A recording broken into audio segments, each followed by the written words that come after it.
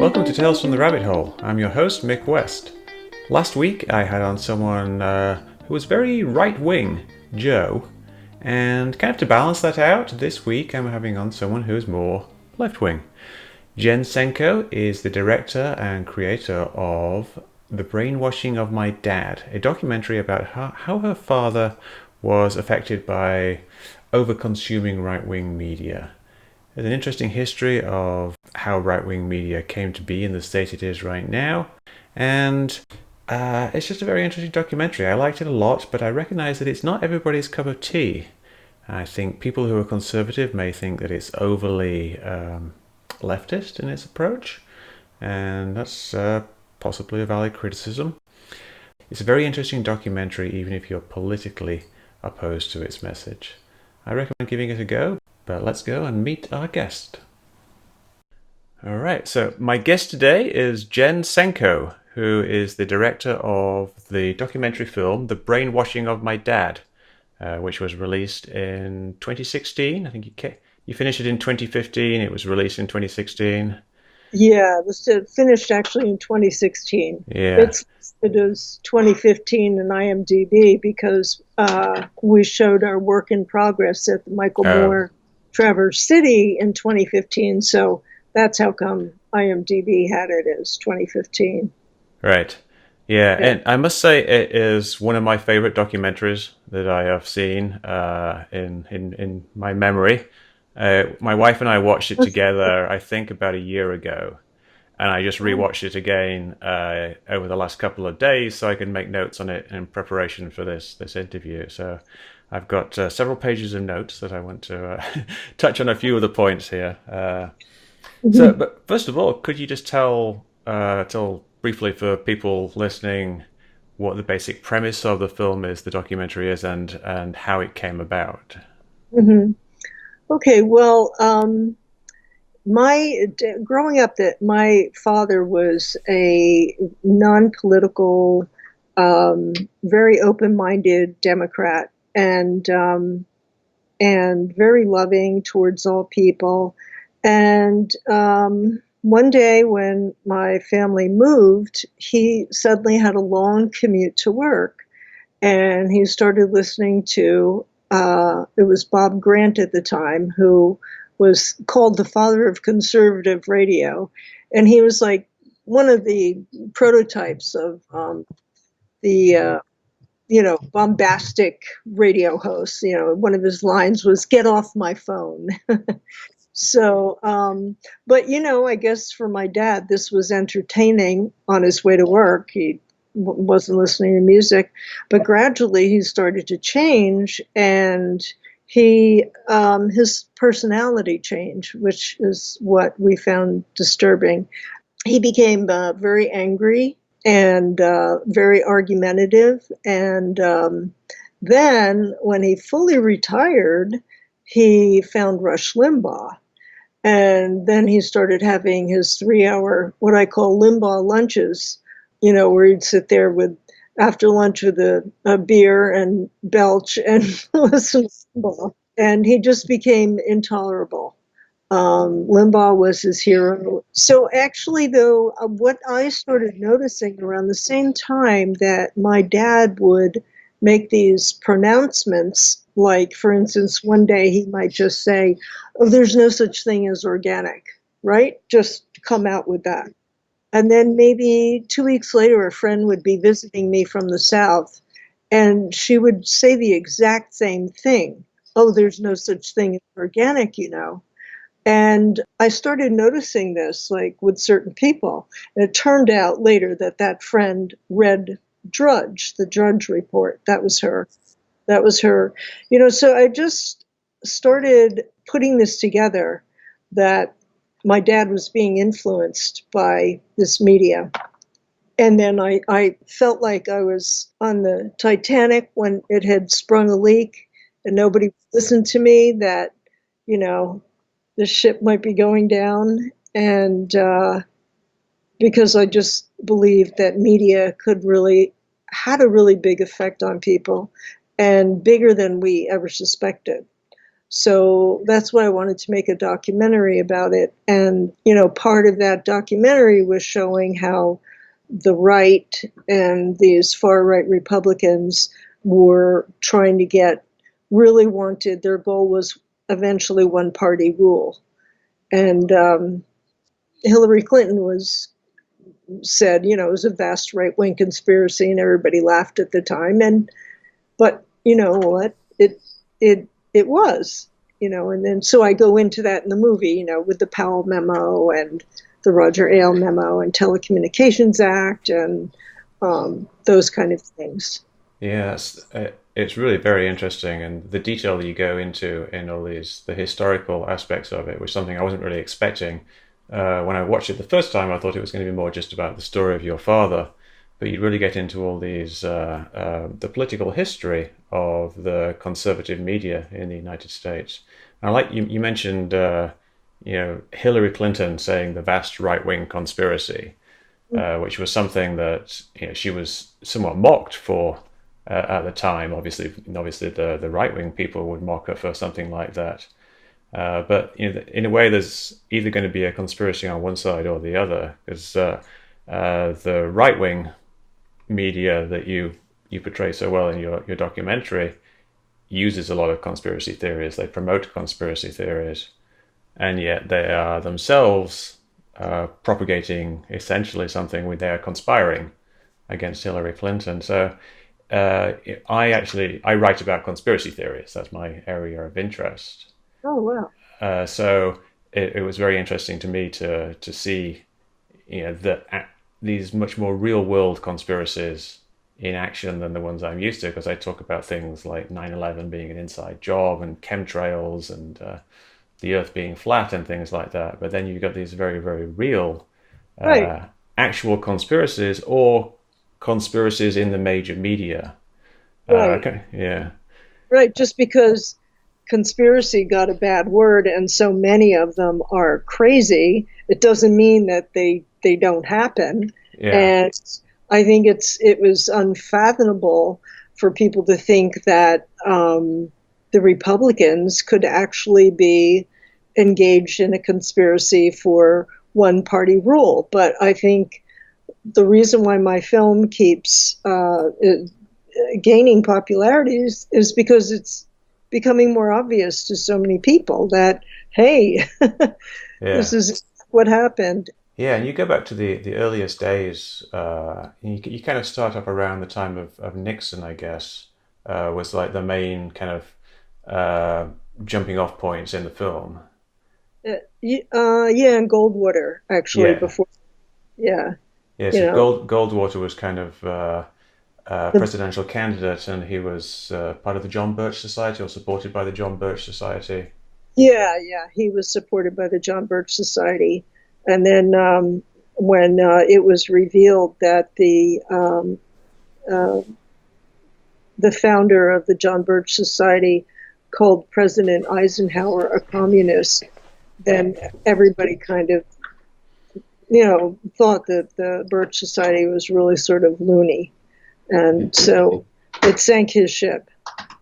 Yeah, yeah. That's an interesting thing because it resonates with things today. Like it's almost like things like that wouldn't sink ships nowadays because you can make much more outrageous claims nowadays than you could back then. It seems like things are a lot more reasonable It's back very, then, but we've somehow arrived at a state where President Trump and other people can make quite outrageous claims and it doesn't sink their ships, yeah. which is quite amazing. And I think that it's gotten to the point where it's like anything goes, anything could be said. Just like he said he could walk out on Fifth Avenue and shoot somebody. It's true because we've sort of lost our grounding and our sanity in a sense. Yeah, Yeah. there was an interesting thing with Nixon that kind of rang a bell with me, which is with the Hat Riots, where they had the students were protesting after the shooting at Kent State, Yeah. and then these construction workers came in with their hard hats and they started beating the students up, and then after that, Nixon met with the leader of like some construction union, and the construction union guy presented him with a symbolic hard hat, and Right. he put it on, and then it was almost like he was supporting the violence, Right. which was kind of interesting because it kind of resonated with what you see today with Trump's statement about him being able to shoot anybody. Yeah, and I think before then, people like that were mostly Democrats, because Democrats were for the Union. But after that, Republicans made them their mark. That's who they needed to win over. Yeah, so working men, you say the working families, the working classes, or even the Right. middle classes Yeah. Yeah. were were more Democrat, and this was kind of a deliberate strategy in a way by the It was, Republicans to win over. Uh, you talk about Roger Ailes in the movie, like he obviously is most well known for Fox News nowadays, but back then he was advising President Nixon on how to form his message mhm. and get that out, and how to use emotional sound bites to get across to people. That was fascinating. Yeah. Well, Nixon was just lousy on television. In the debate with John F. Kennedy years before that, you could see he was visibly sweaty, uncomfortable. And so Ailes was like, look, you have to get with the program. TV is here and it's here to stay. And Nixon didn't want to believe that. Like, he just thought TV was a gimmick. Roger Ailes really groomed him. He helped a lot of people. He helped Bush one and Reagan. So your documentary, you talked to a lot of people in it. How did you actually get this thing up and running? Do you have background doing documentaries, or did you have Yeah. help doing it? Oh, I had to have help. Yeah. I did two other documentaries. Each of them like were award winning, but the longest one was an hour. And so this was really much more challenging. And I think when people have a project that they're very passionate about and that they believe in, something like magic happens, Hmm. because these people like just came across to me. So I met this woman from Occupy Wall Street Right. and let her stay at my house, and I told her about the movie, and she said, "Oh, you got to meet my friend Jeff Cohen." And so that's how I met Jeff Cohen. And then another person who loved our former documentary called The Vanishing City, which was about the luxurification of cities. She said, "Well, you've got to talk to Noam. This is his thing." And I'm like, Hmm. "Noam Chomsky? Really? Wow. To me?" And she said, "Well, I think, you should write something up and I'll look at it and, I'll introduce you." And, he said he wasn't doing, films or appearing that way anymore, but he decided he would. And so things just kind of like rolled rolled out like that. I mean, it was really, really, really hard work. I ended up getting pneumonia and Hmm. shingles. I had a small team, but a really dedicated team. It was an amazing experience making it. You have a lot of people in the documentary that are, people who are in similar situations to yourself, people who had friends or relatives who they got sucked into this Fox News black hole, or some kind of talk radio black hole of anger. How did you find those people? Well, it's interesting. I had a Kickstarter campaign to start off, Hmm. and we were pretty lucky with the Kickstarter campaign. I think I was asking for like $11,000, and I ended up getting 46,000. But Mm. what really happened is it was all like almost 1,000 small donors, and all these people were just, as I say in the documentary, just coming out of the woodwork, telling me they had that same experience, and it was cathartic for them. It was a relief for them. I became like the Ann Landers of, this happened to my mom and dad. I still have people that write me every day with their stories. So that's when I realized, wow, this is not just me. This is a phenomenon. It's happening across the country. So I just put out the word, like on Kickstarter, that, hey, if anybody wants to talk, I can't come there because I can't afford it, but maybe we could do Skype. So I set up my little camera behind me, just facing the computer, and then just started doing these Skype interviews. And we got a ton of them. Yeah, I think that was very effective because you get to see the sheer weight of numbers. It's not just one person with your father. Obviously the film is focused around your father, but there's seeing all these other people in the same situation was, I think, very powerful. And I imagine, like you say, you still get people emailing you in the same thing. I have something on my website which is submit your personal story. Right. So, now people can submit their stories, and I put them on the website. Mm-hmm. So, what's really interesting is, the kind of deliberateness of this vast right-wing conspiracy, for want of a better word. Now, I know some people are going to watch or listen to this podcast and they see it as being very political, which it is to a certain degree. There's the liberals versus conservatives, but there's the conservative push to get themselves into the media. It's been so strong. Did you have people talking about a liberal pushback trying to counter that at the time?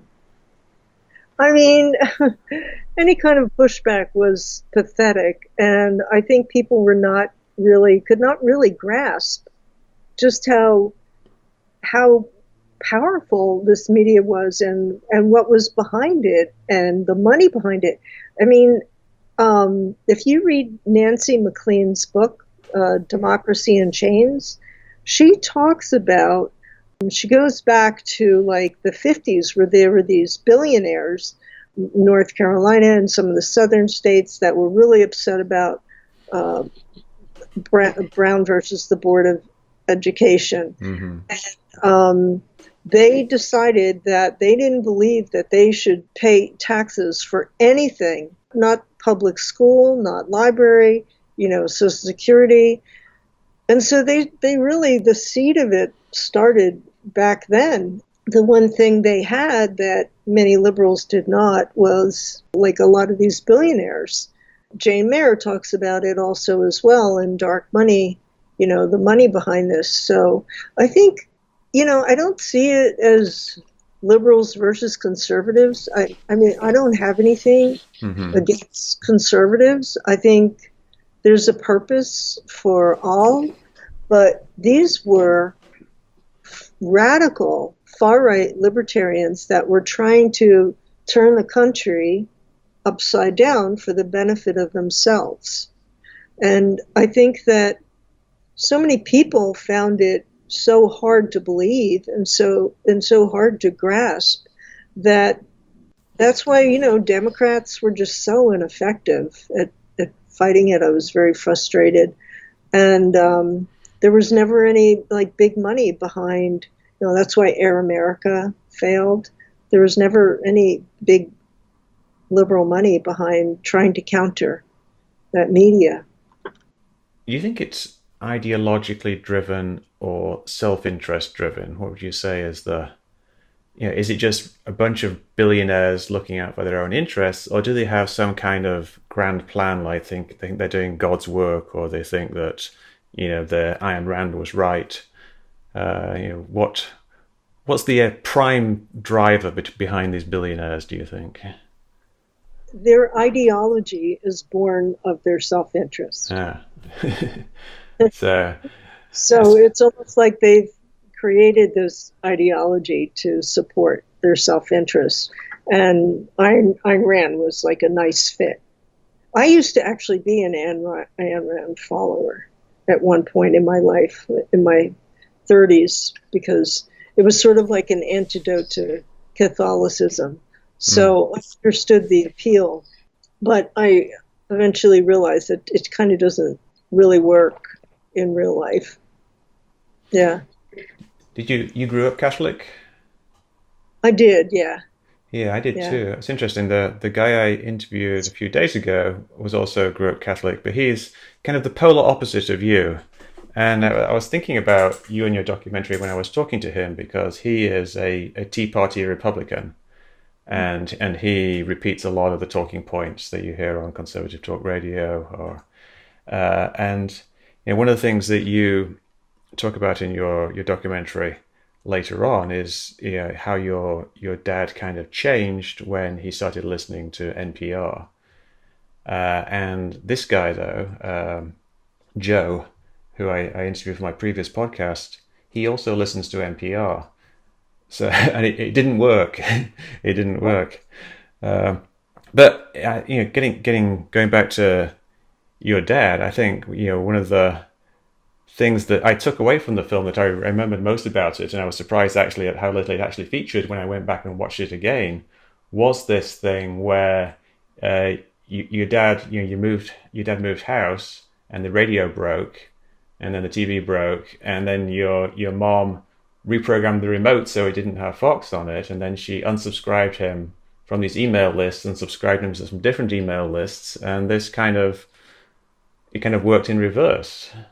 Yeah. Well, when she programmed the remotes, she didn't not program Fox. It's just that she likes to do that.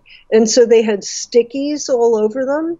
And my dad would frequently just mess it up. So he just ended up watching what she watched. She had it on a news channel. So that's what happened there. Definitely when his media diet changed, he changed.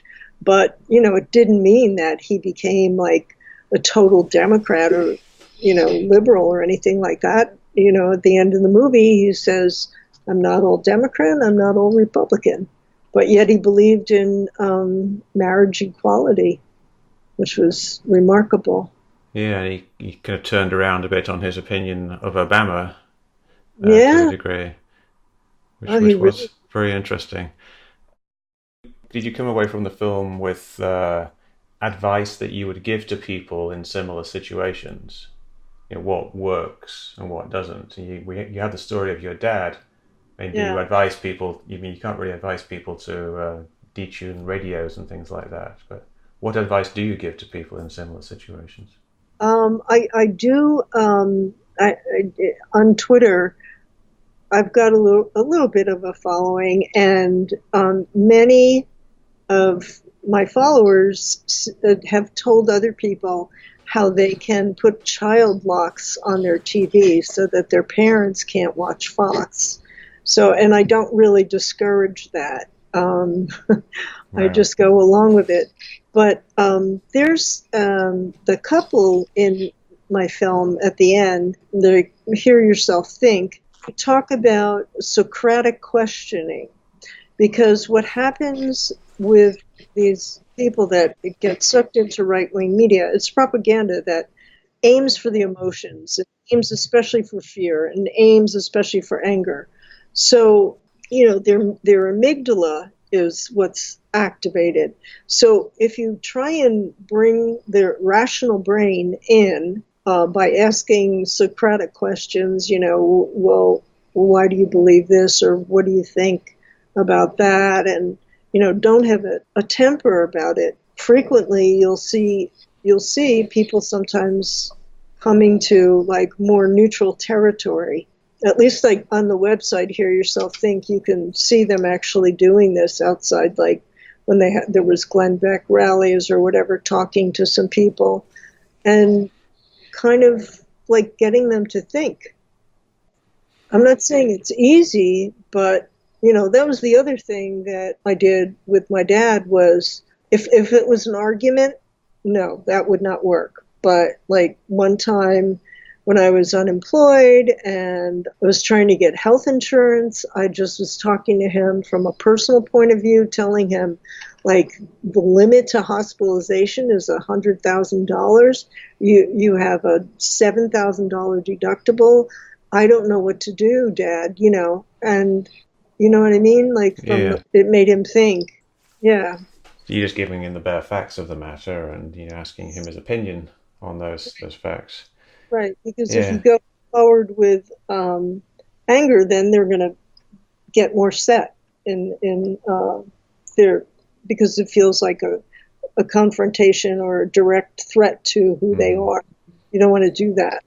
Yeah, that's something I definitely found when talking to conspiracy theorists is that if they ever get to a state where they're feeling angry with you, or if they're feeling attacked in any way, Yeah, then their mind just kind of shuts out what you're saying, yeah, and you really have to kind of do it in kind of a roundabout way. You've got to kind of work, almost talk around the topic, and yeah, just kind of get in there one bit at a time.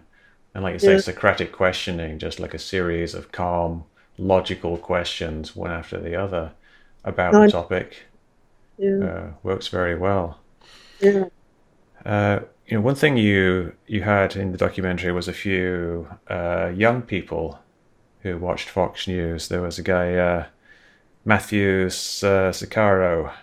Yeah. Uh, how did you come across Matthew? I don't remember.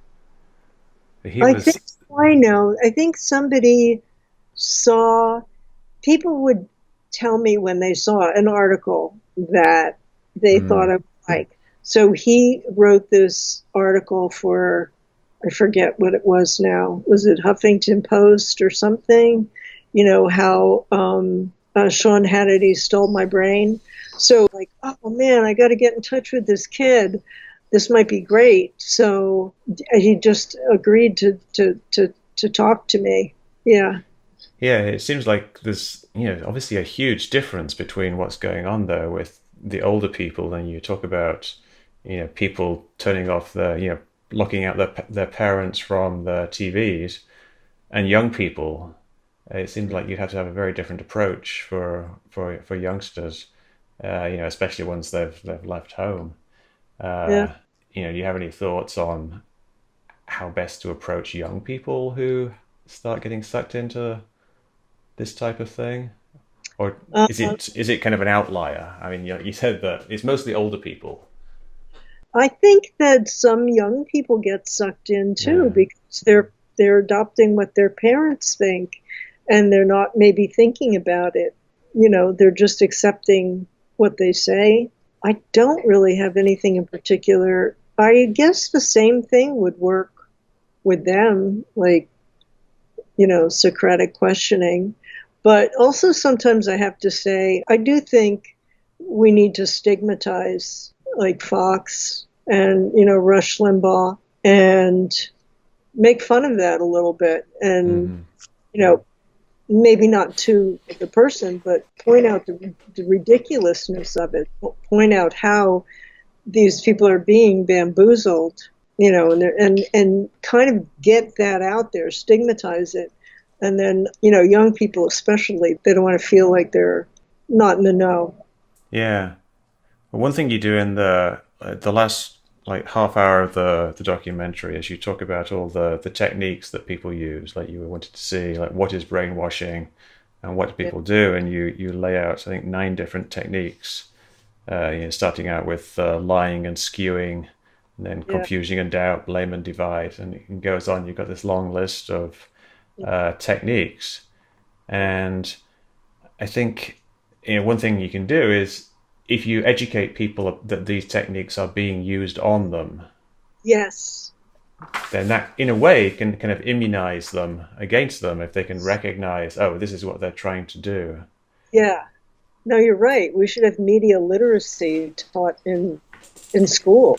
Yeah. You know, Yeah, one of the things, Tactic 7 here, bullying and shaming. And you yeah, showed some good examples of that where the host on Fox News basically started shouting at yeah, the guests, that they were interviewing, and then feigning outrage to try to sway yeah, the audience position. And I think, yeah, in a way, that guest should have known that this was a tactic that people use as well. Yeah, But I don't think you can really teach everybody about kind of rhetorical dueling on TV. yeah, But having people aware that it's happening is yeah. very important. The feigning anger, Yeah, that's what they all do on Fox News all the time. They feign anger, like they feigned anger at Obama if he played golf, or he wore a and tan suit. yeah, exactly. Yeah, You talked about Frank Luntz. You didn't have Frank Luntz on the show, did you? Did you interview him? yeah, All right. yeah. So that must have been very interesting because Frank Luntz is a very interesting chap. Oh yeah, Uh, because he's obviously he's a conservative pollster, is how it's always described. But you also see him on things like The Daily Show and things like that, and he seems like a very nice and intelligent person, and yeah, yet is using his powers for evil. It seems. yeah. Uh, Yeah. He's quite affable. yes, yes, but then Yeah, so was Hitler. So not that I've got anything against Franklin. So I do not know him, but obviously, one thing you talked about was how he invented all these terms. Like yes, he coined the phrase "death tax" right. to replace estate tax, and government takeover to replace Uh-huh. government control, Yeah, which are very powerful things that are right. used. Yeah, And again, it's almost you would want to think that you could educate people that these tricks are being played upon them. But I think with a lot of people, it's going to be difficult to do that level of thing, and it's almost like you have to reply in kind. You have to use tricks of your own, in a way, yeah. or propaganda of your own. Do you see it all like things changing recently? You said that the liberal or the Democrat response to this was very poor in the past. Do you see anything changing in the last couple of years? I do, and I thought I did, and I thought it was happening faster than it actually is. But I mean, I think that, like the major news networks and the cable news networks like MSNBC and CNN are a little more hip to what Fox News does, whereas before they catered to them. I feel like they almost had PTSD, like they were accused of being too liberal. And so they bent over backwards to show they weren't. And then finally they realized, oh, wait a minute, we don't have to be like them. And they're kind of bullying us. And that's what they are, is bullies. I don't think they fully realize just how much influence they have, but I just see it as a start. It does seem like they're starting to catch on. Yeah, yeah, they're starting to become aware of just how well Fox News tactics are working. In some ways, though, the I think the media like CNN and MSNBC, it seems to me, I don't know, you may have a different perception, but it seems to me in some ways they're becoming almost like Fox but left wing. Like they're becoming a bit more not exactly propaganda outlets, but it does seem a bit more biased on a left wing side than it was in the past. I don't know if that's something that you've noticed at all. Yeah. Well, I don't think CNN is very much. Sometimes it still will have like Kellyanne Conway or Mm, hired people that that's are true. obviously really, they wimp out a lot. I mean, like Jon Stewart said, oh, no, no, no, wait, it was Stephen Colbert, truth has a liberal bias. Yes, Well, reality has a liberal bias. Yes, I've heard that one as well. I do think that MSNBC leans anti-Trump. They Right. they they are anti-Trump. But I mean, if you're paying attention, you should be. He's an abomination. He's a wannabe dictator. He's a fraud. He's a con. And I hope that doesn't get your other uh, guests or people that listeners angry. But he is, and you know, if you've got a Hitler, you got to call him that. So I'm glad they do that. But I will say this: that they are not completely liberal because they're still run by a corporation. And so there's going to be constraints, there's going to be restrictions. It's still like a very narrow window of what they can report on and what they talk about. Like they're not going to be real anti-war. They're not going to have on Noam Chomsky. So I'm not. Yeah. It's not fully liberal, but yeah, they do know that their audience is mostly liberal. Right. So in some ways they have to, pander to their audience a little bit and give the audience what they want so that they keep their audience. Yeah. Do you think there are media outlets that are genuine alternatives to Fox News, like NPR? I mean, would you recommend NPR as something people should listen to or watch on the internet?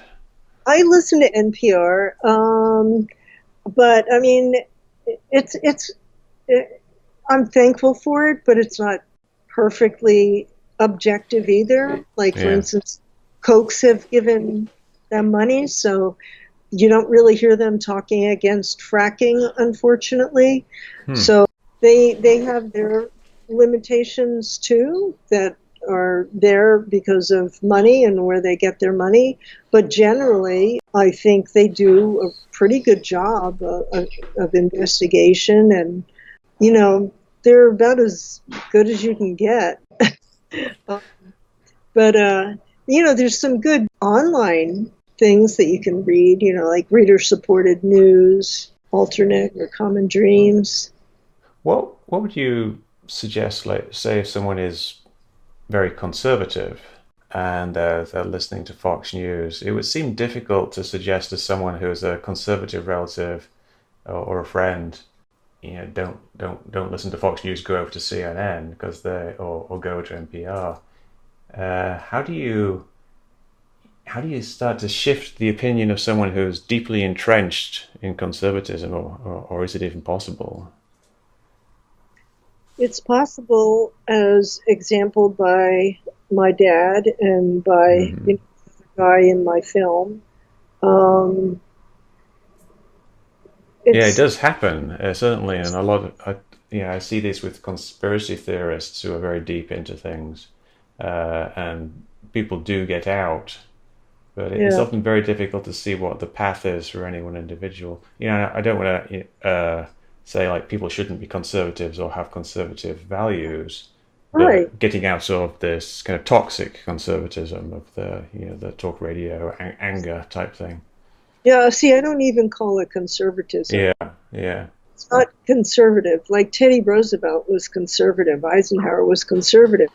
Um, these people are far right, and they don't realize that they've been radicalized, and the center has been moved so far to the right that what is really, um, what a lot of people actually really support is considered left and socialistic, and it's just a misperception of you know how we think. yeah, yeah. I grew up in England, and in England, people said that in America, the Democrats are more conservative than the British Conservatives. It's all kind of a matter of perspective as to where you think what centrism is and what is right and what is left. American Democrats, they think They, they're more conservative. than the Conservatives. This is just what I was told when I was growing up, and I think it is true to a certain degree. I mean, the Conservatives in Britain at that time were still supporting universal health care and a strong social welfare safety net, Yeah, just because England coming out of the war became very socialist yeah, after in the 50s and 60s, and then there yeah, was a bit of a backlash starting in the 80s with Thatcher. yeah, But yeah, it's all relative, and yeah, I think that these when you talk about people's ideologies, like being conservative in terms of I don't know, say fiscal conservatives who want less taxes. That's a reasonable position that you can argue about. you, yeah, Yeah, and I think we can all have reasonable discussions about that and other issues as well, like to what degree should there be social welfare or whatever? What should our foreign policy be? yeah. Yeah, those are all legitimate arguments, but the right didn't want those arguments. They just wanted their way. Yeah, and that's something it reminds me of the tactic number 3 that you said, which was blame and divide, Yeah, which is to get people to fight against each other rather than right. recognizing what the common enemy is, in a way, which is these essentially oligarchs who Yeah, are manipulating society from above. right. But that's a very difficult thing to convey to people if they're primed to think that you're just a stupid liberal who's been Right. brainwashed by the liberal media into believing that. Right. It's So, it's such a mirror thing. Like they're brainwashed to think that you're brainwashed yes. because you're not believing what they believe. So therefore, you're brainwashed by the liberal media, and I don't even think, and the media isn't even liberal. Yeah, that was something that if you actually analyze the biases of the media, it's not really that liberal when it comes Right. down to it. Right. Yeah, I think I'm going to get my friend Joe, who I interviewed last week, to watch your documentary and see what he makes of it, and to watch this interview with you as well, which will be interesting for him. Because Well, let me say hi, Joe. I hope I right, haven't said anything that offends you too much. My heart is open. Thank you for watching the documentary. I'll say that. right. No, he'll appreciate that. He listens to NPR, so he's not a completely closed-minded person, and he used to be a conspiracy theorist in that he believed somewhat in the chemtrail conspiracy theory, which is one of the stranger conspiracy theories out there. I have a liberal friend who believes in that chemtrail thing. Yeah, It, yeah, it's quite popular in conspiracy circles. yeah. So if But Joe you doesn't believe that anymore, or no, he doesn't. I talked him out of it. One of oh, my website that I started out on was called Contrail Science, which is all about debunking the chemtrail conspiracy theory. And oh, he went on send, it. yeah. I'll Yeah, send the link to my friend. yes, you should do. Yes, Contrail Science, and also Metabunk, which is the other one. I can send you Oh, these please, things. yeah, because I'll Yeah, forget. yeah, because I recommend your film to anybody who's having issues like this. Like I told you that a lady messaged me on Facebook last week, and what she described really sounded like what some of the people in your documentary were talking about. Her husband had become very angry Yeah, because he'd been watching a lot of I don't know what it was exactly, like talk radio, I guess, yeah, listening to talk radio. yeah, And she said that it resonated with her, but again, it's hard to see what yeah. the solution is for her. But it's Uh, a good first step, simply knowing that there are lots of other people going through the same situation. it is, and we have to press our representatives to recognize the power of right wing media and to recognize that if you don't do anything about this media, then you're not going to get very far with other things that matter. Yeah, and that's do you think that there's some kind of legislative remedies that need to be put in place? Like we had the Telecom Reform Act, which you talk about in your documentary, which gave a lot of power to the big six media companies. And Yeah, before that, were the Fairness Doctrine, right. was where they don't have to be Yeah. fair and balanced essentially anymore in the news. Well, yeah, I think, big media has to be broken up. And another good film to watch is called Broadcast Blues, which talks about what happened either after the Fairness Doctrine. Oh, how like national radio stations bought up radio stations that were local, right? And then there was this huge fire in this town, and nobody knew because the local radio station was run by somebody that was national. So they weren't getting anything local. It would be secondhand. So the local radio stations have to belong to local people. You have to break up the big conglomerates. The media is owned by like 6 corporations. So it really shouldn't be like that. I mean, we need to go back to something like the original Telecommunications Act, which FDR enacted, because he saw what was happening in Germany and how Goebbels giving everybody these free radios and just having that one source of information, then they could control the way people thought. So, of course, now it's changing over to internet, so a lot of people wouldn't even be listening to the radio nowadays. They could be listening to the internet. Or getting, that's what sprang to mind immediately as I said that was... people work in auto body shops. Right. People that work, sewing in factories, they still listen to the radio. Yeah. I think something that's growing there, though, is podcasts, where people are actually downloading these quite long podcasts. Yeah. The most popular podcast out there now is the Joe Rogan podcast, which is 2.5 to 3 hours long per episode, and it comes out sometimes every couple of days, and you can still get people listening to that. Really, I guess because it's like listening to the radio. You just get this long stream of consciousness thing. So I think maybe we'll get a bit more diversity in terms of what's available to people there. But you're right. Yeah, definitely. There are a lot of people like truckers and people working in shops who will just have the radio on.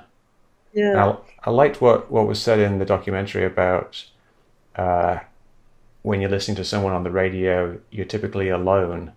And you form almost like a personal relationship with this person, like Rush Limbaugh. Like you feel like you know him, and you get that too with the podcasts as well. A lot of people they feel like they have a personal relationship with whatever the podcast is that they're listening to.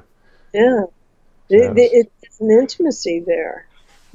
They become your friends, and they know they act like they're your friend as well. Even calling you my friend, and hey, you understand me. You get what's going on. You're that kind of thing, like flattering them, so they feel like they're part of that, like in group. Yeah, the ditto heads. That's Rush Limbaugh's fans being called ditto heads and just saying ditto. It's like the part of. I hesitate to say a cult, but there's an aspect of that. There's charismatic leader and people having unquestioning following. But, just with regular podcasts, like my wife listens to, what's it called? My Favorite Murder, which is a popular true crime podcast. And you get to feel that the people you're listening to are like your friends. Because, you just listen to them week after week and you recognize their voices and what they're thinking, and it becomes a very powerful medium for communication and persuasion. A lot of people say that Joe Rogan is one of the more powerful men in America because he has an audience of millions and he persuades people. Is he, right wing? Not really. He's. He kind of describes himself as somewhat socialist, but he has some kind of what people might call, old-fashioned beliefs about some things. But he's actually a fairly progressive person, but he also has a lot of guests on who are a bit less than progressive, like Jordan Peterson, who is a kind of an intellectual guy who is kind of right-wing and has a variety of strange beliefs. But anyway, Joe Rogan is an influencer in a big way.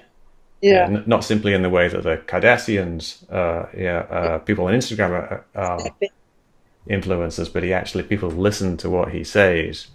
And, quite hopeful that just the ability of anybody to say things on podcasts won't just be one-sided like it was with conservative talk radio. And that's quite an amazing statistic, just how how much of talk radio was conservative. It was like 97% or something like that. Yeah, 97% talk Yeah. radio. And do you think that that was like part of the vast right-wing conspiracy to Yes, make? because there was a lot of money behind it. Like the Heritage Foundation giving Limbaugh lots of money. They wanted to make sure, Hmm. according to the Lewis Powell memo, that all these things were really well funded. But also, I'm sure then that some just saw, hey, I can make a buck on this, and I can jump on the bandwagon. Yeah, no, they have to be really well funded, and they are. Yeah. All right. Well, this has been a fascinating discussion. We're coming up on an hour now, so I want to thank you very much. And people can see your documentary. It's on a variety of outlets. I saw it on Amazon, and it's on. I guess they can just go to your website. Yeah, they can go to the website and see all of the places where it can be watched, streaming or, Vudu, iTunes, a number of places. Yeah, and you just type "brainwashing of my dad" into Google, and it will. Your website just pops right up. Do you have anything else you want to add? Oh, yes, I'm writing a book. All right. It's sort of a companion book to the movie. I'm not sure of the title yet. We're playing with that, but hopefully it'll come out before the election. So, for anybody that wants to learn more, it'll be in the book. Great. That sounds very good. Well, thank you very much, Jen.